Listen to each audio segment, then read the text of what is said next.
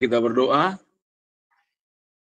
Bapa Surgawi, terima kasih buat kesempatan indah pada saat ini.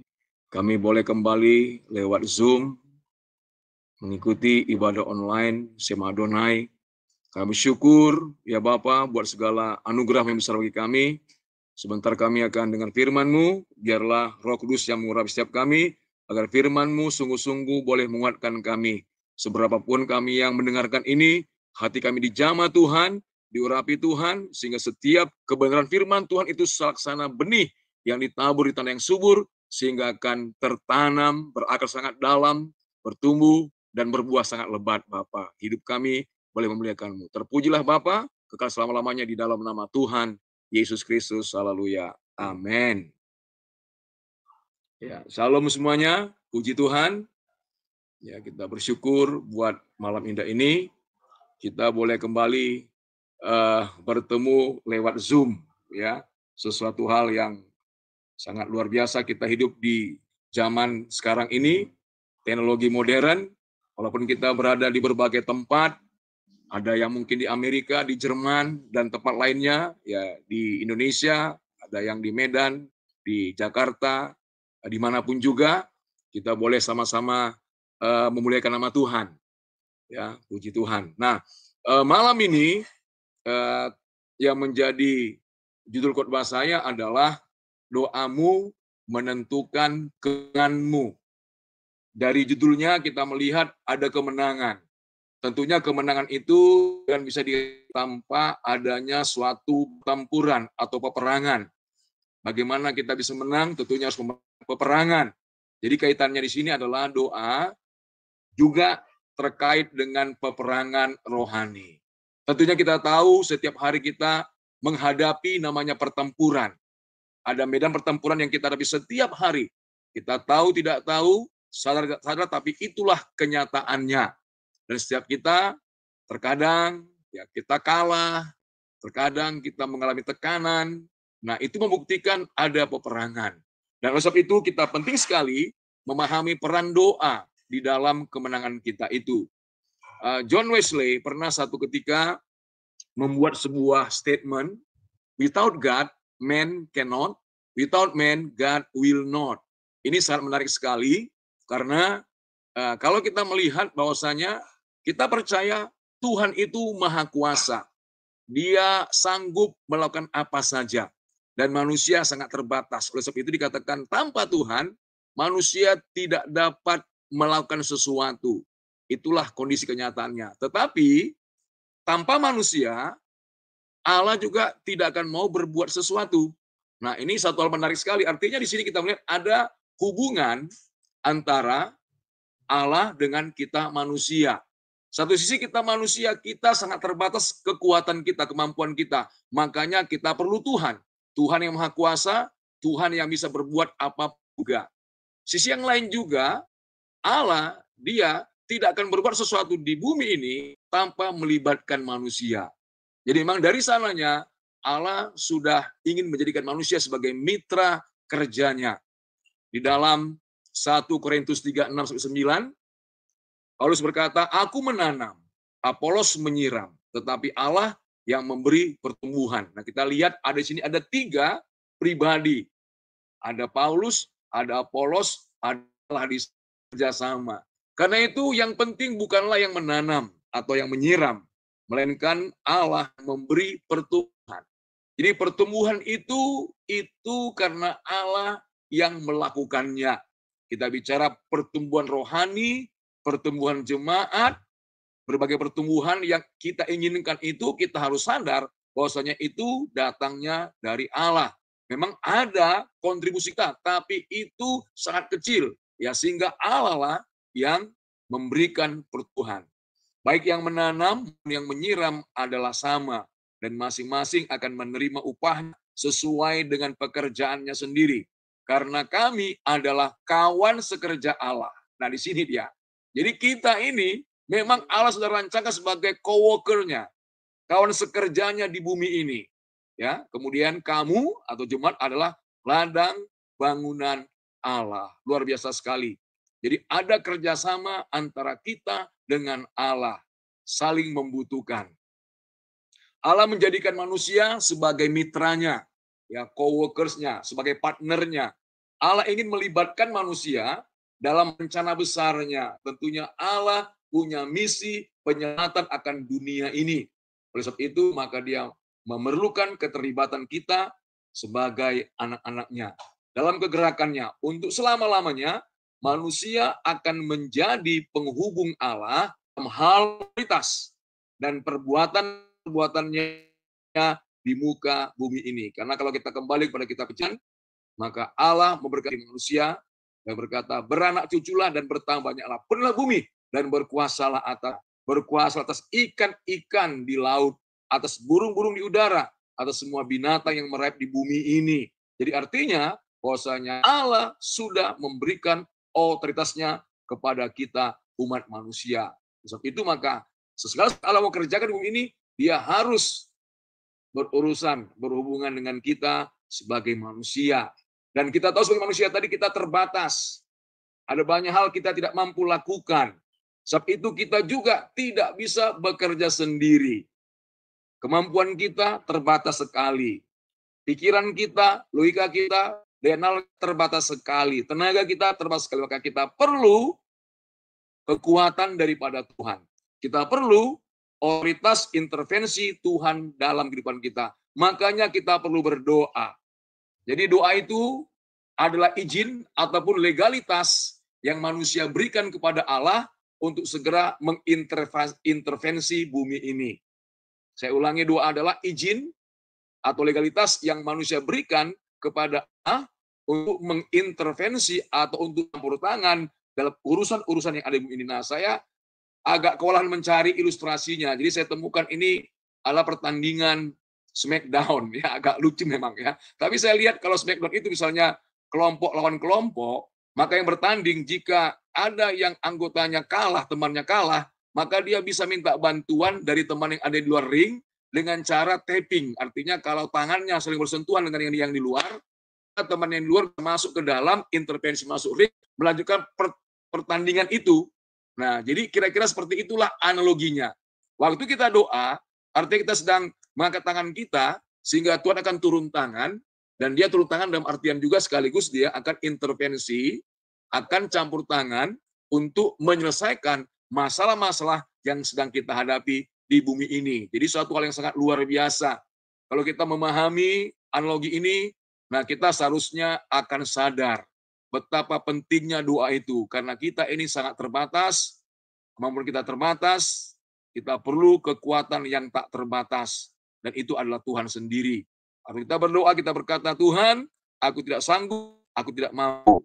Sebab itu aku bersepadamu, mari Tuhan, campur tanganlah, masuk dalam masalahku ini, untuk aku bisa memperoleh kemenangan. Oleh karena itu, sudah seharusnya setiap orang harus berdoa dan terlibat aktif dalam kegerakan doa. Ya, kita kalau ada, kita tahu pertemuan doa sangat baik kalau kita ikut di sana. Kita belajar melatih ya diri kita ini untuk bertekun dalam doa. Karena kita akan melihat nanti ada banyak sekali manfaat doa. Ya, terutama adalah intervensi atau campur tangan Allah sendiri dalam urusan kita yang sedang kita gumulkan. Kalau saya praktisnya ini hanya coba untuk menjelaskan beberapa doa, jenis doa yang kita bisa praktekkan, bisa kita aplikasikan dalam keseharian kita. Nah, yang pertama tentunya kita sudah tahu sama-sama ada doa syafaat. Syafaat itu artinya tindakan penengah atau pengantara untuk ikut campur tangan atas masalah orang lain. Yeskiel 22:30 ya, berkata, aku mencari di tengah-tengah mereka seorang yang hendak mendirikan tembok atau yang mempertahankan negeri itu di hadapanku, supaya jangan kumusnahkan, tetapi aku ditemui Tuhan. Sangat menyedihkan sekali. Ini sangat tragis ya. Ayat ini kalau kita baca, kita pahami, sangat tragis karena Allah mencari di tengah-tengah bangsa Israel. Saat ini di tengah-tengah kita, seorang. Jadi ternyata Tuhan tidak mencari banyak-banyak orang. Seorang saja itu sudah cukup. untuk berperkara, untuk mendirikan tembok atau mempertahankan negeri itu di hadapan Tuhan. Nah, kenapa? Tuhan ingin memusnahkan, ya, katakan satu kota ataupun sesuatu hal, tapi dia berharap ada orang yang berdiri untuk menggagalkan dia untuk menghukum satu kota itu. Tapi Allah tidak menemuinya. Menarik sekali. Jadi juga satu hal yang perlu kita perhatikan di sini adalah tentang seorang ini. Jangan pernah sepele tentang peran seorang.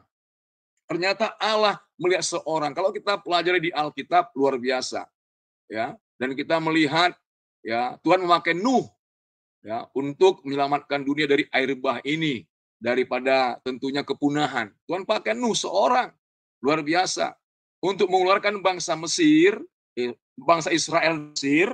Maka Tuhan memakai bernama Musa, satu orang luar biasa.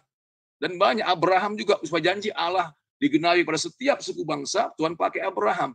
Dan untuk menyelamatkan sisi dunia ini, maka juga Allah pakai satu orang, itu Yesus Kristus Tuhan kita. Jadi luar biasa, seorang pun luar biasa. Artinya kalau kita bertekun doa, mungkin orang lain tidak mau berdoa, tapi kita jangan pernah patah semangat. Karena ternyata Tuhan sangat menghargai keberadaan seorang pribadi yang mau berdoa, yang bersafaat, yang berdiri atas sesuatu hal. Apakah Anda mendengar rintihan dan jeritan yang naik dari kota Anda? Nah, kita tinggal di satu kota.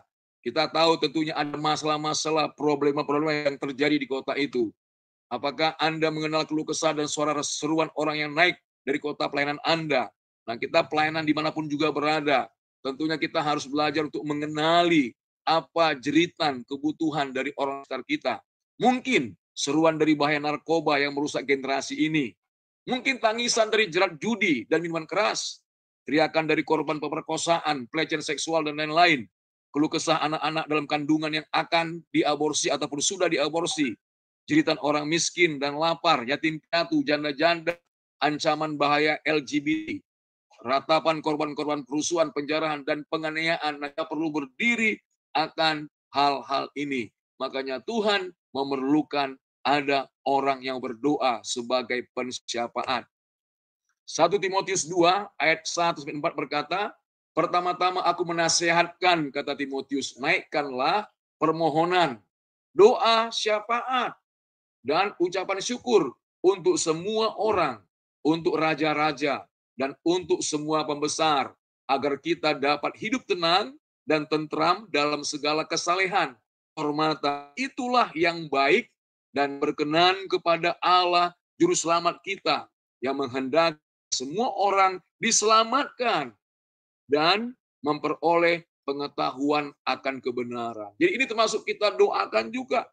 Ya, doa dalam doa syafaat kita berdoa agar semua orang diselamatkan dan memperoleh pengetahuan akan kebenaran. Karena tentunya ada banyak orang yang sangat susah untuk mengetahui kebenaran itu. Sesuatu hal yang sangat berat bagi dia. Dan makanya perlu ada pendoa syafaat agar mereka diberikan Tuhan pencerahan. Agar mereka boleh mengalami lawatan Tuhan. Sehingga mereka boleh memperoleh pengetahuan akan kebenaran dan semua orang diselamatkan.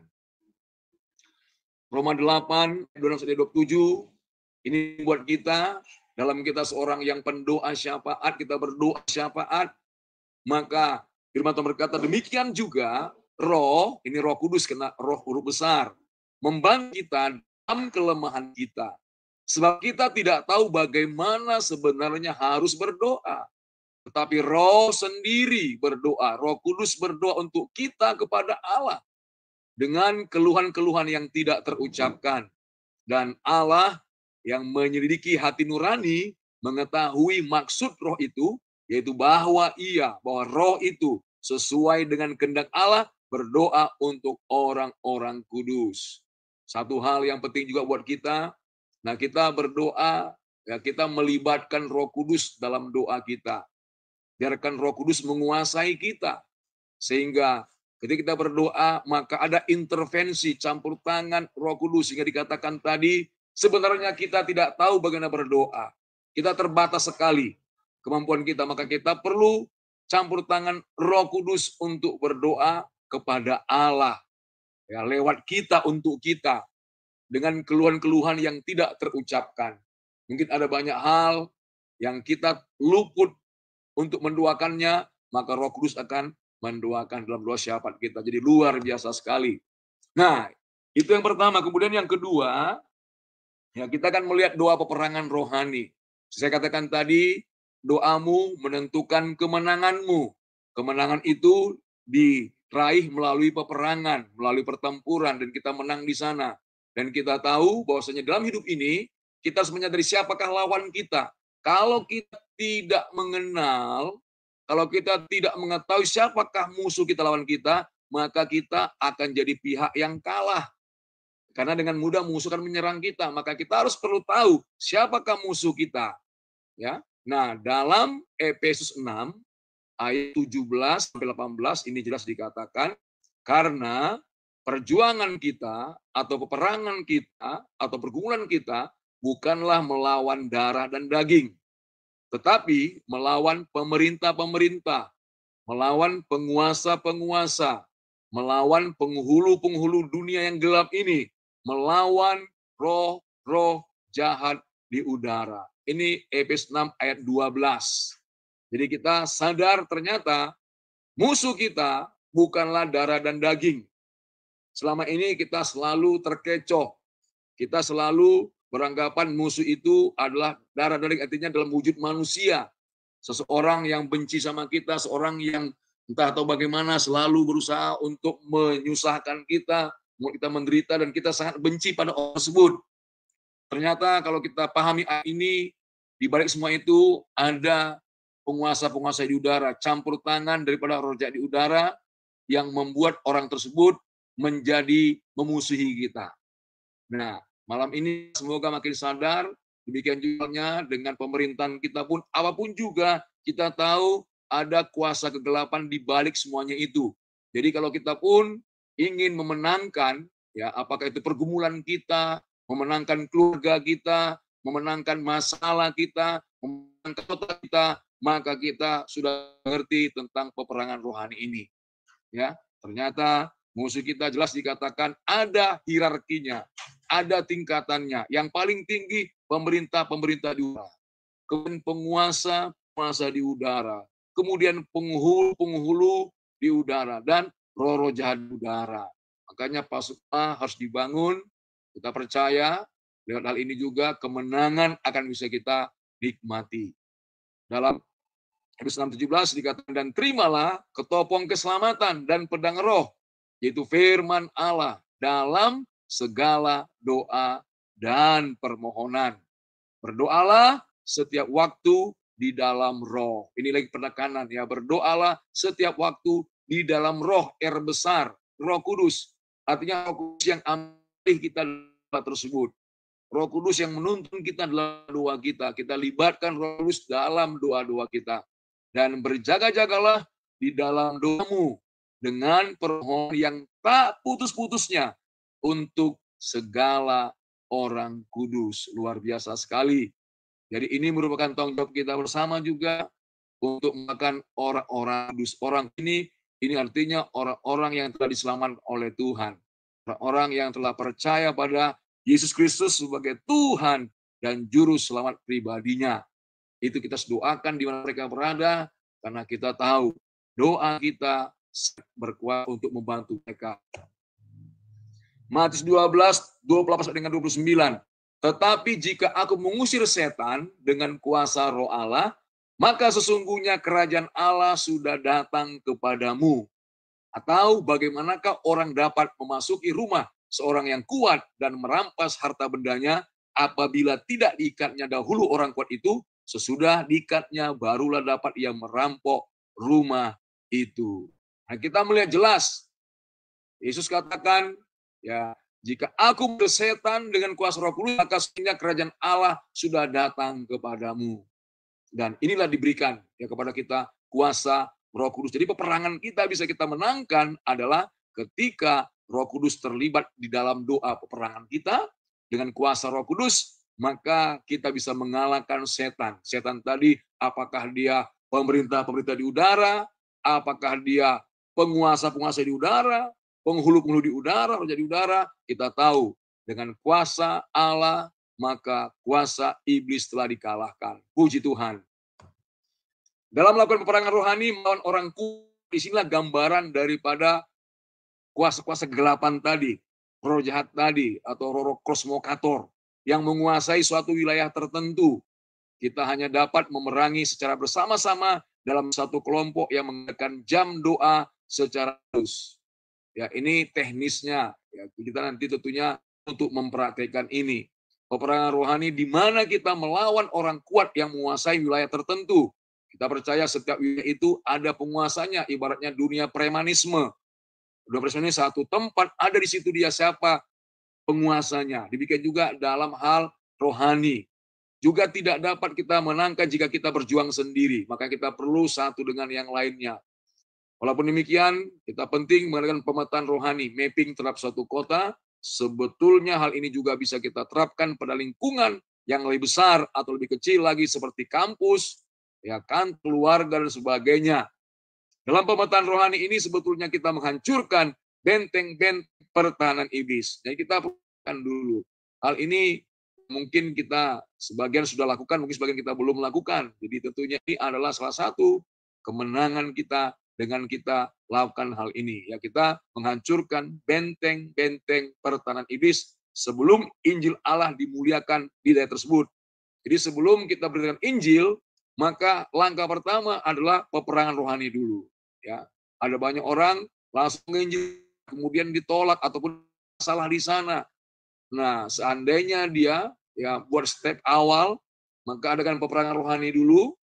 Ya, kita kemana kita mau masuk, Injil mau diberitakan, kita doakan dulu, kita perang rohani dulu, orang kuat di sana diikat dulu, ya, sehingga kalau sudah diikat maka Injil waktu kita beritakan, maka jiwa-jiwa sangat mudah menerima kabar baik itu, menerima kabar yang luar biasa, sehingga terjadi pertobatan yang massal. Ini menjadi kerinduan kita.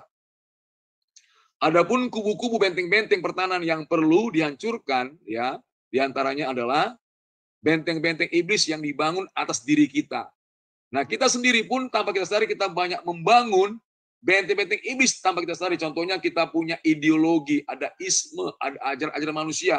Tanpa kita masuk dalam mungkin waktu anak, waktu kita sekolah, waktu kita belajar dari orang lain, kita baca buku, kita nonton televisi, kita dengarkan pendapat orang lain, itu masuk dalam pikiran kita yang menghambat kita untuk bisa masuk rencana Tuhan yang seutuhnya.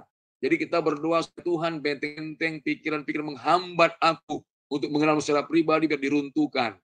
Ya, benteng-benteng pikiran, kita tentunya banyak pikiran-pikiran yang kita bangun mulai kecil, apalagi di alam imajinasi kita.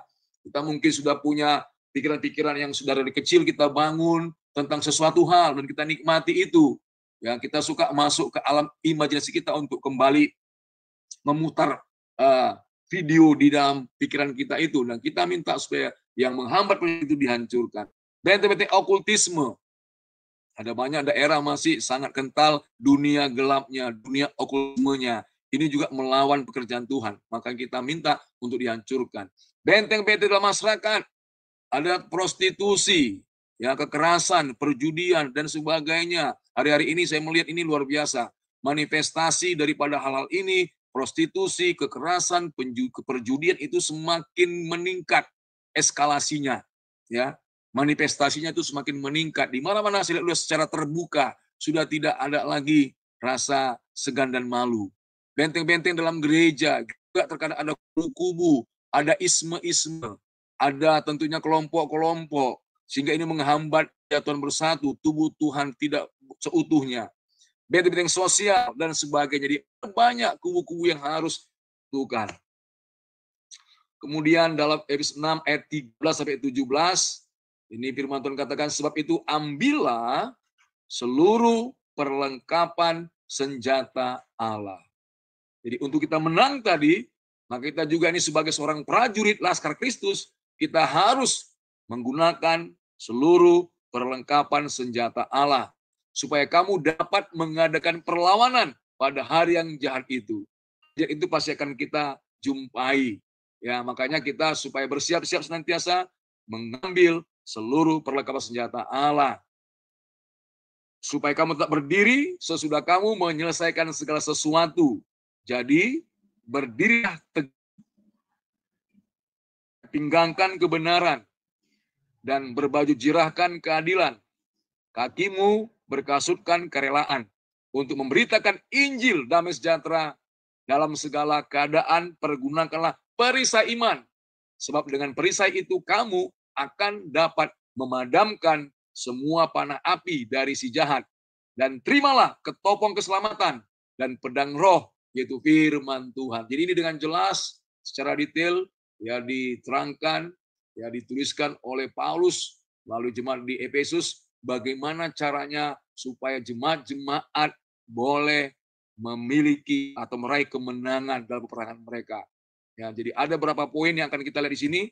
Ya, kalau kita lihat gambarnya kira-kira seperti inilah yang Tuhan kehendaki setiap kita setiap hari mengenakan selengkap senjata Allah. Jadi dari atas ada ketopong keselamatan. Kemudian juga ya kalau kita lihat di sini, ya saya coba menggunakan laser pointer, ya ada ketopong keselamatan, ada berdoa. Kita selalu berdoa senantiasa dalam roh. Ada perisai iman, ini perisai. Ada kasut, ya, ataupun seperti kita sepatu, kerelaan beritakan Injil. Ada pedang roh, ini dia firman Tuhan. Ada ikat pinggang kebenaran, ada baju jirah keadilan. Ini semuanya harus kita kenakan setiap hari, ya sebagai laskar Kristus. Nah, yang pertama berdiri tegap. Apa arti berdiri tegap? Adalah bertahan tanpa menyerah. Itu namanya berdiri tegap. Seperti gambar ini ya. Seperti gambar ini kita melihat ya berdiri tegap itu ya seperti itu. Ya. Jadi ini militer mungkin ya sedang berjaga sesuatu hal, menjaga posisi, bertekun, tetap memegang kebenaran, melawan musuh, berhadapan muka dengan muka. Ini hanya berdiri tegap. Jadi Tuhan mau supaya kita berdiri tegap ya. Ayat-ayat firman Tuhannya 1 Korintus 16:13, berjaga-jagalah, berdirilah dengan teguh dalam iman. Bersikaplah sebagai laki-laki dan tetap kuat. Jadi ada kata berdirilah dengan teguh. Dasar iman kita. Dari ayat 1, supaya kita sungguh-sungguh merdeka, Kristus telah memerdekakan kita. Karena itu, berdirilah teguh dan jangan mau lagi dikenakan perhambaan. Artinya apa? Kristus telah memerdekakan kita dengan darah yang kudus. Keselamatan itu adalah anugerah terbesar, kasih karunia Tuhan. Oleh sebab itu, setelah kita merdeka, jangan lagi mau dikenakan perhambaan, beban-beban perhambaan lagi, yang membuat kita menjadi Kristen yang tidak pasti keselamatan kita, karena banyak aturan-aturan lagi ya yang tidak sesuai dengan kebenaran firman Tuhan. Nah, ini penting berdiri teguh pada prinsip kebenaran firman Tuhan. Kemudian ikat pinggang kebenaran. Kita tahu daerah pinggang adalah daerah kekuatan, ya, kekuatan seseorang pinggangnya satu, ya. Nah, jadi penting sekali. Jadi menggambarkan kuasa, semangat dan kedewasaan, ya. Untuk reproduksi juga itu di bagian pinggang, setelah dikasih Tuhan. Jadi ikat pinggang ini menjaga senjata tetap pada tempatnya. Kita perlu kuat dalam Tuhan. Senjata adalah di ikat pinggang ini. Kemudian untuk menopang pedang roh tadi firman Tuhan, maka perlu kekuatan di sana. Ya, juga uang dan benda-benda berharga ini kalau kita lihat apa fungsi daripada ikat pinggang pada masa Romawi, ya. Nah, jadi jelas sekali Tuhan minta supaya kita juga berikat pinggang kebenaran. Hidup kita ini selalu memakai kebenaran. Ya, hidup kita adalah merupakan hidup dalam kebenaran Tuhan. Tidak menyimpang kanan dan ke kiri. Ini penting sebagai senjata kita, senjata rohani kita. Kemudian baju jirah keadilan. Baju jirah, ya tahu ini gambar baju jirah. Ya, kalau seorang prajurit maka dia pakaikan baju jirahnya. Tentunya ini akan melindungi organ-organ penting. Kalau kita lihat ini ya, ini dari depan kita melihat, tentunya kenapa dipakai untuk melindungi organ penting dalam tubuh manusia. Tapi organ yang vital, yang penting dari seorang prajurit, misalnya jantung, paru, hati, dan lain sebagainya. Ya, kemudian dikenakan setelah ikat pinggang baru baju jirah untuk menambahkan perlindungan dari ikat pinggang. Jadi ikat pinggang kebenaran tadi, kemudian baju jirah kan keadilan. Ya, artinya hidup ini kita harus senantiasa mengupayakan keadilan. Orang yang adil itu sebagai senjata rohani bagi dia. Ya, melindungi organ vital bicara jantung, paru-paru, hati, maka baju jirah ini menambah keyakinan prajurit untuk menghadapi musuh tanpa takut. Analoginya dalam hal pertempuran. Ya, kalau prajurit pakai baju jirahnya juga, maka dia akan menambah keyakinannya. Ketika nanti mungkin dia akan diserang oleh musuh, dia tahu dia ada pertahanan dari baju jirahnya. Jadi sama dengan kita. Kalau kita terus hidup dalam keadilan Tuhan, ya dalam segala tindakan kita adil, maka itu juga sebagai senjata rohani dalam kehidupan kita.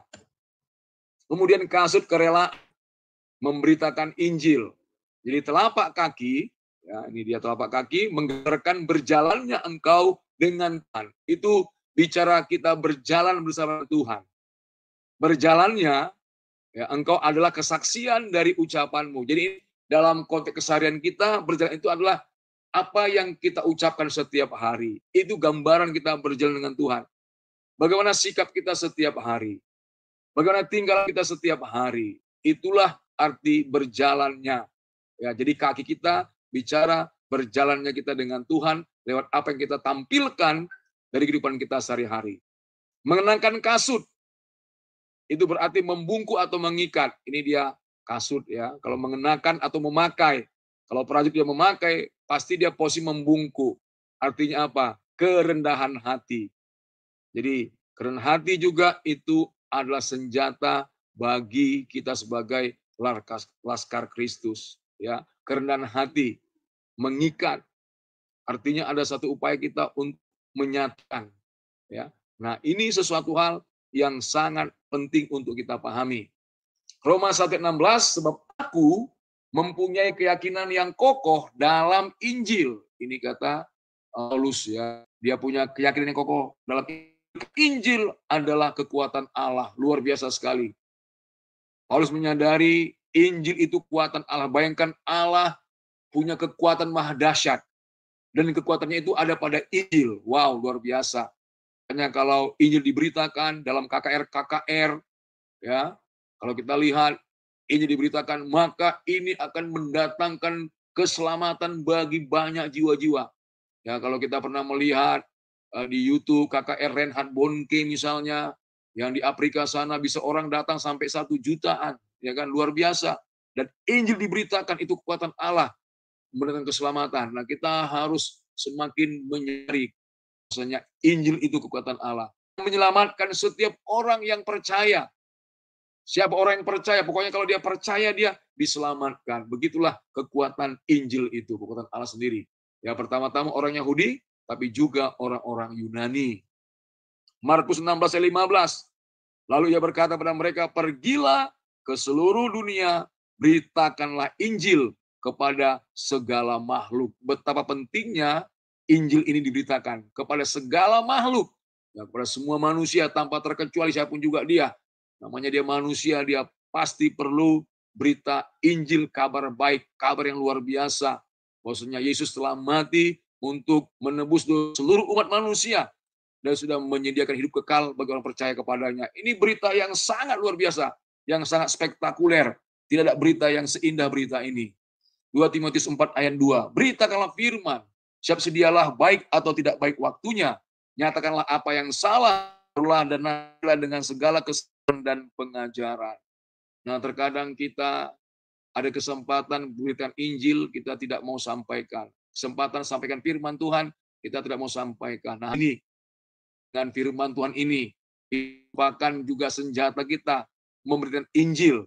Nah, kita beritakan Injil dalam segala keadaan. Siap sedialah baik atau tidak baik waktunya. Artinya dalam segala keadaan, situasi. Ya, nah kita berdoa, Tuhan, saya ingin menyampaikan firman-Mu, urapi semua orang mendengarkannya ya Tuhan. Urapi hamba-Mu, supaya setiap firman Tuhan yang disampaikan ini sungguh-sungguh kekuatan-Mu mengalir. Menjamah hati mereka, memulihkan yang terluka, menyembuhkan, ya, yang sakit dan seterusnya, itu merupakan keyakinan kita kesempatan Allah ada firman tersebut. Kemudian perisai ini, nah ini kalau kita lihat gambarnya perisai itu untuk melindungi, biasa dipakai di tangan kiri. Perisai juga bersama-sama, ini dalam perang, maka menghindari panah dari musuh, membentuk formasi barisan seperti ini, ya, sehingga ketika musuh memanah, mungkin manah dengan api panah yang berapi, yang beracun, maka mereka terlindungi, terhindar. Jadi perisai iman penting sebagai senjata rohani kita. Nah, perisai senjata pertahanan, ya, biasanya dibawa di tangan kiri dan digunakan untuk melindungi seluruh tubuh prajurit.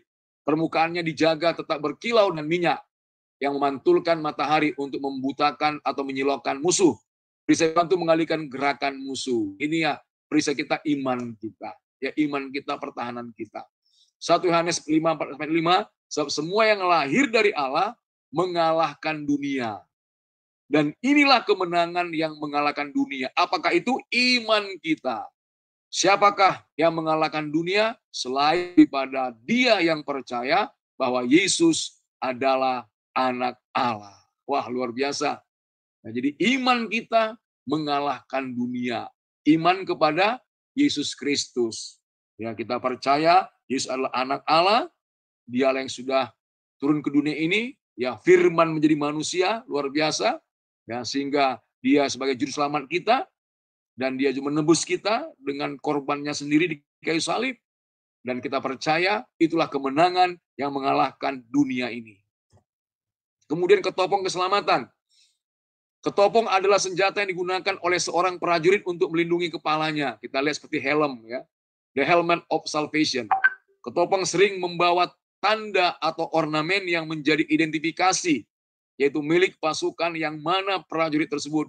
Ketopong menjaga pikiranmu dari panah-panah musuh. Pikiranmu adalah medan peperangan antara daging dan roh. Ini luar biasa sekali.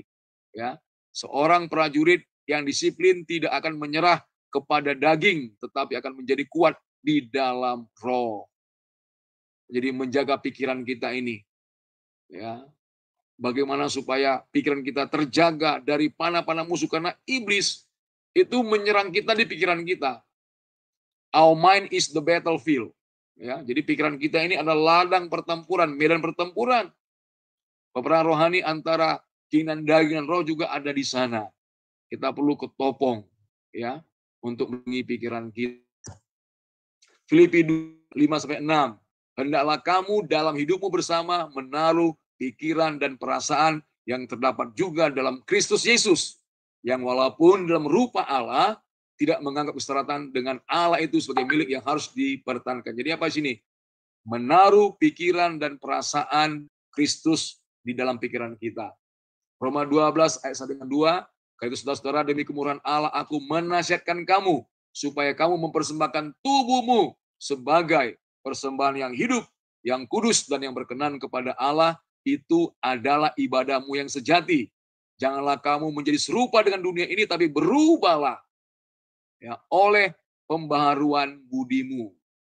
Kembali pikiran Kristus kita masukkan, firman Allah kita masukkan dalam pikiran kita, itu sebagai melindungi pikiran kita, sehingga kamu dapat membedakan manakah kehendak Allah, apa yang baik, yang berkenan kepada Allah, dan yang sempurna. Kemudian pedang roh. Ya, ini gambarnya luar biasa sekali. Pedang roh adalah firman Tuhan itu sendiri. Pedang adalah untuk bertahan dan menyerang. Semua tadi, perlengkapan rohani yang kita pelajari tadi, semuanya roh untuk menyerang. Ya, pedang untuk menyerang. Pedang roh adalah firman Tuhan yang dipertajam dan dihidupkan oleh Roh Kudus. Jadi tanpa Roh Kudus, maka firman Tuhan itu tidak punya power, tidak punya kuasa. Lagi kembali penekanan ada pada Roh Kudus. Jadi firman Tuhan yang dipertajam dan dihidupkan oleh Roh Kudus. Tanpa Roh Kudus, maka firman itu tidak berkuasa sama sekali. Penggunaan pedang ini hanya efektif bila perlengkapan senjata yang lain ada pada tempatnya. Firman keluar dari mulutmu.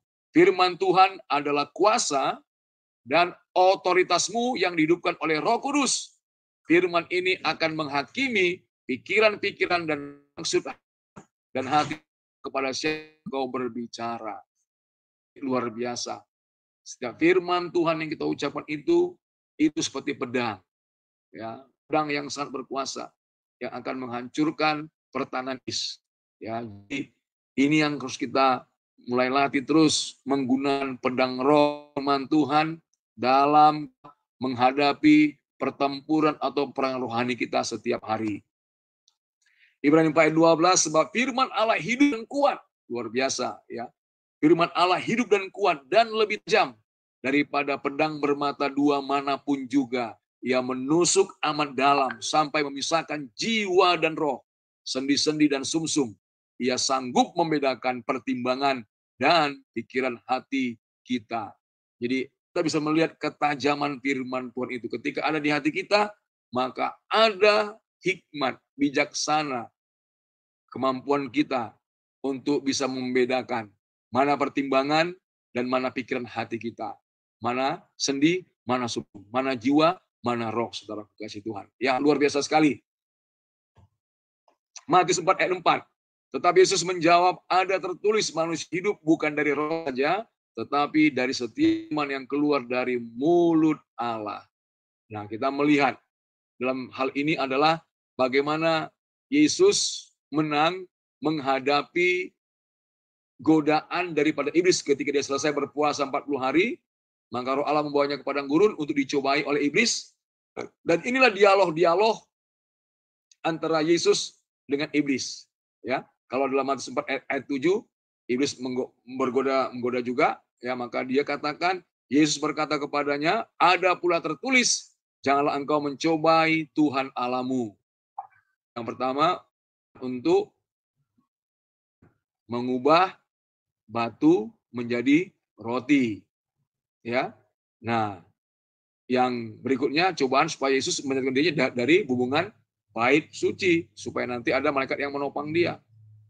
Nah, kemudian Matius 4 ayat 10, cobaannya adalah Yesus bilang, dia perlihatkan seluruh dunia kepada Yesus dan berkata, sembahlah aku, maka akan kuberikan semuanya ini kepadamu. Maka Yesus berkata kepada, enyahlah iblis, sebab ada tertulis, engkau harus menyembah Tuhan Allahmu dan hanya kepada dia saja engkau berbakti. Nah, kita melihat di sini, selalu ada kata, ada tertulis, ada tertulis, ada tertulis. Apa di sini? Yesus dia sangat suka membaca Taurat, ya, Tanakh, gitu ya. Nah, jadi karena dia tahu, dia hafal, ada tertulis, ada tertulis, ada tertulis, kuasa firman Tuhan. Yesus sendiri pada kita, bagaimana dia bisa menang terhadap pencobaan, dia buktikan kemenangannya adalah menggunakan pedang roh. Ya, ada tertulis. Nah, kalau kita di kitab Ulangan ada semua. Nanti bisa kita cek di Alkitab kita, apalagi yang elektronik, kita bisa lihat koneksinya. Ya, keterhubungannya itu kitab Ulangan ada semuanya. Artinya tertulis dalam kitab Tanakh ataupun dalam kitab Taurat. Ya, sehingga Yesus ucapkan dan kita tahu dia. Artinya ini juga satu buat kita semuanya. Ketika kita dalam pencobaan, jangan diam saja. Ya, jangan pasif. Maka gunakanlah pedang rohmu firman Tuhan. Makanya setiap kita harus disiplin baca firman Tuhan. Setiap kita harus disiplin renungkan firman Tuhan. Bahkan juga setiap kita harus disiplin untuk praktek firman Tuhan dan membagikan firman Tuhan. Karena itulah harus kita jadikan sebagai gaya hidup kita. Nah, puji Tuhan, jadi demikianlah firman Tuhan yang bisa saya sharingkan pada kesempatan ini. Ya, nah ini bisa menjadi berkat buat kita semuanya. Puji Tuhan. Ya, saya kembalikan atau kita berdoa dulu ya. Bapak, terima kasih buat firman-Mu yang sudah disampaikan rapi setiap kami Tuhan yang sudah mendengarkan ini, supaya Roh Kudus sendiri akan menemui kami dalam level pemahaman kami. Biarlah kiranya firman-Mu ini boleh terai, kami boleh mengambil yang positifnya sehingga kami bisa praktekkannya sehari-hari Tuhan. Kami syukur senantiasa, kami berterima kasih dalam nama Yesus.